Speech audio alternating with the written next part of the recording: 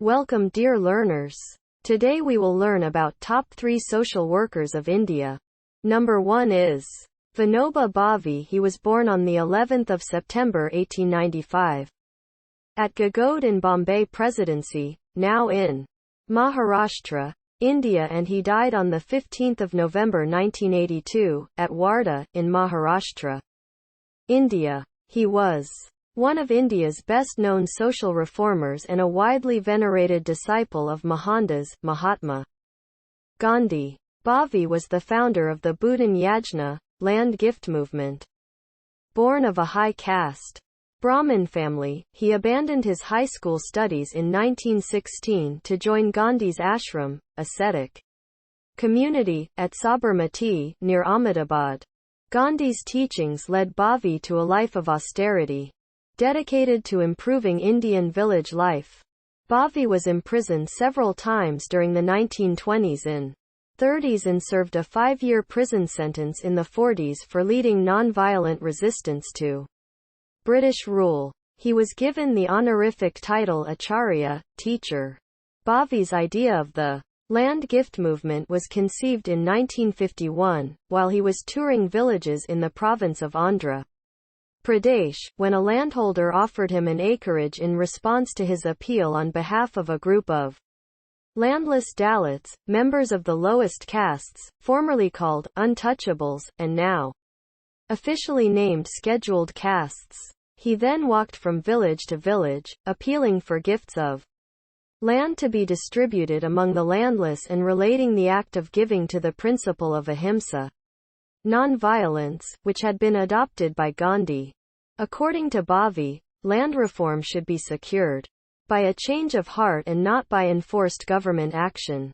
His critics maintained that Bhutan Yajna encouraged the fragmentation of land and would thus obstruct a rational approach to large-scale agriculture, but Bhave declared that he preferred fragmented land to fragmented hearts. Later, however, he encouraged Gramdan, that is the system whereby villagers pooled their land, after which the land was reorganized under a cooperative system. Throughout 1975, Bhave took a vow of silence over the issue of the involvement of his followers in political agitation.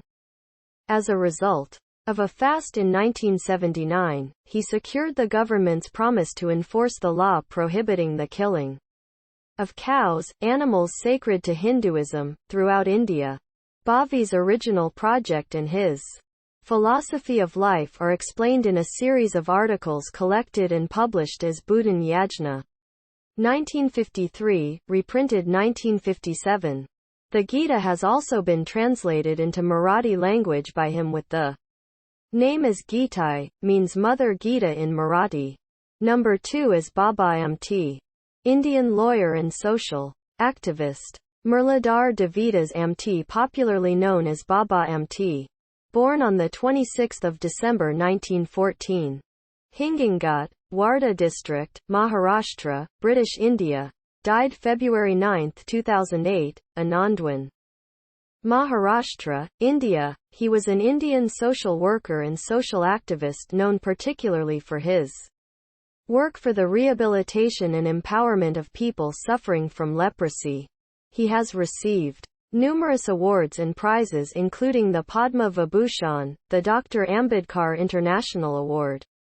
Notably, the 1988 UN Human Rights Prize, a share of the 1990 Templeton Prize, and the 1999 Gandhi Peace Prize, the Ramon Magsaysay Award, the Templeton Prize and the Jamnalal Bajaj Award. He is also known as the modern Gandhi of India. Amte was born into an affluent Brahmin family and grew up in a life of privilege. After earning a law degree in 1936, he set up a legal practice. In 1942 he acted as a defense lawyer for those imprisoned for participating in Mahatma Gandhi's Quit India campaign against the British occupation of India. Influenced by Gandhi's non-violent fight for justice, Amte abandoned his legal career in the 1940s and settled in Gandhi's ashram in Sevagram, Maharashtra, India, working among the downtrodden. After an encounter with a man suffering from advanced leprosy, Amte's attention turned to that disease. He studied leprosy, worked at a leprosy clinic, and took a course on the disease at the Calcutta School of Tropical Medicine. In 1949, Amte founded Anandwan, an ashram dedicated to the treatment, rehabilitation, and empowerment of leprosy patients. The center came to encompass programs in healthcare, agriculture, small-scale industry, and conservation, and to serve people with disabilities. In addition to his work with lepers, Amte was involved in various other causes, including environmentalism and religious toleration. In particular, he opposed the building of hydroelectric dams on the Narmada River, both for environmental reasons and because of the effects on those displaced by the dams. In 1990, Amte left Anandwan to devote himself to this cause, but toward the end of his life he returned to the ashram. Amte's sons, Prakash and Vikas Amte, became doctors and continued their father's philanthropic work. Number 3 is Jyotirao Phule. Jyotiba Govindrao Phule was a prominent social reformer and thinker of the 19th century India. Now let us understand about the brief profile of Jyotirao Phule. Birth. Phule was born on the 11th of April 1827 in present-day Maharashtra and belonged to the Mali caste of gardeners and vegetable farmers. Education. In 1841, Phule was enrolled at the Scottish Missionary High School, Pune, where he completed education. Ideology. His ideology was based on liberty, egalitarianism, socialism. Phule was influenced by Thomas Paine's book titled The Rights of Man and believed that the only solution to combat the social evils was the enlightenment of women and members of the lower castes. Major publications: Tritiya Ratna, 1855, Pawada, Chhatrapati Shivajirahe Bhosle Yancha, 1869, Gulamgiri, 1873, Shetkariyacha Asud, 1881. Related association. Phule along with his followers formed Satyashodak Samaj in 1873, which meant seekers of truth, in order to attain equal social and economic benefits for the lower castes in Maharashtra. Municipal Council member. He was appointed commissioner to the Pune municipality and served in the position until 1883. Title of Mahatma.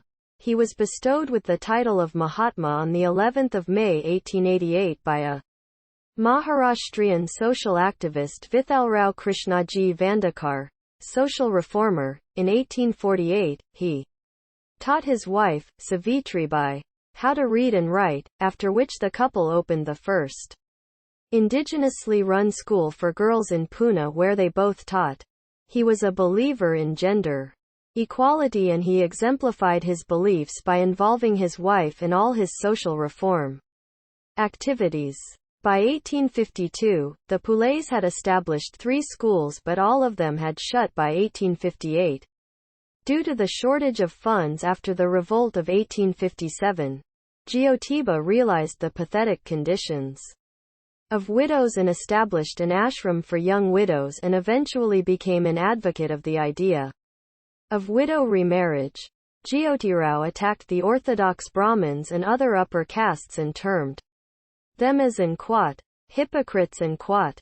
In 1868, Jyotirao constructed a common bathing tank outside his house to exhibit his embracing attitude towards all human beings and wished to dine with everyone, regardless of their caste. He started awareness campaigns that ultimately inspired the likes of Dr. B.R. Ambedkar and Mahatma Gandhi, stalwarts who undertook major initiatives against caste discrimination later. It is believed by many that it was Phule who first used the term Dalit for the depiction of oppressed masses often placed outside the Varna system. He worked for abolishment of untouchability and caste system in Maharashtra.